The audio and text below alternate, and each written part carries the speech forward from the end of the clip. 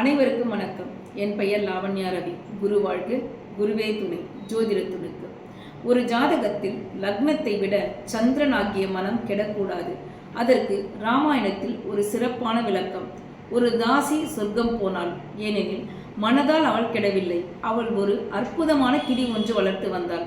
அந்த கிளிக்கு சீதாராம் என்றே பெயர் வைத்தாள். என்றும் எப்பொழுதும் அந்த கிளியை சீதாராம் என்றே அழைத்து கொண்டு வந்தாள். சீதாராம் என்று இறைவனின் திருநாமத்தை மனதால் நினைத்தபடியே வாழ்ந்து வந்ததால் உடல் கெட்டாலும் மனம் பரிசுத்தமாக இறைவனை நினைத்தபடியே இருந்ததால் அவளின் இறுதி காலம் கடைசி நொடியில் கூட சீதாராம் என்றபடியே உயிர் பிரிந்தது.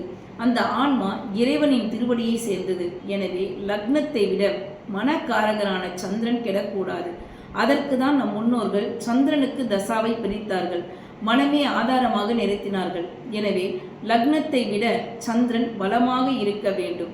எது பலம் எது பலவீனம் என்று உங்கள் ஜாதகத்தில் ஆய்வு செய்து பாருங்கள்.